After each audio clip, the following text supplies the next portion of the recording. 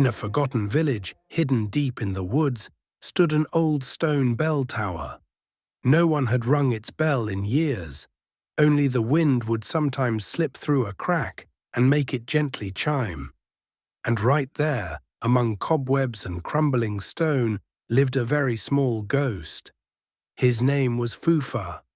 Fůfa was the most frightened little ghost you could imagine. He was scared of nearly everything: the flapping of bat wings, the tickle of spider webs, and most of all, people. At the tiniest sound or flicker of shadow, he would dive into an old chest or squeeze under a loose floorboard. But Fůfa wasn't bad or mean. In fact, he had a soft, kind heart. He loved the rustle of leaves, the light of the moon, and swinging gently on the bell rope when no one was looking. One stormy night, something unusual happened. A wild thunderstorm rolled over the forest. Rain pounded on rooftops and lightning flashed across the sky.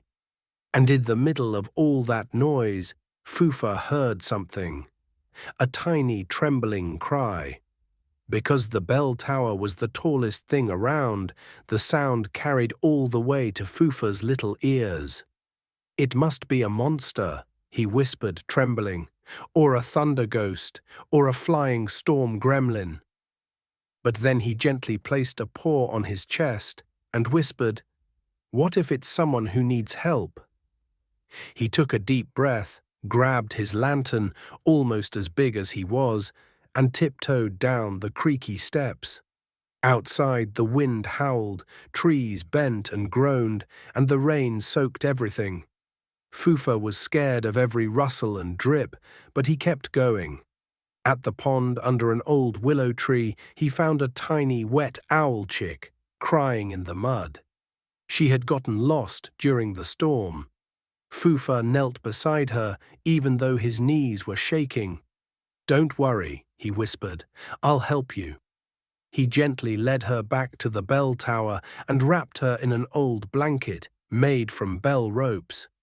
As the wind howled outside, Fůfa told her all about the things he was afraid of, so she wouldn't feel scared alone.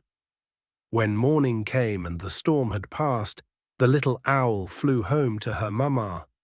But the story of the tiny ghost named Fůfa, who had been scared but brave, spread through the forest. From that day on, no one called him just a ghost. They called him a hero with a heart as big as the bell he lived under. And Fůfa, he was still a little scared of cobwebs. But he always said, "If I survived the storm, I can survive this too." And he was right. If you enjoyed Fůfa's adventure, tap subscribe. One new fairy tale every day.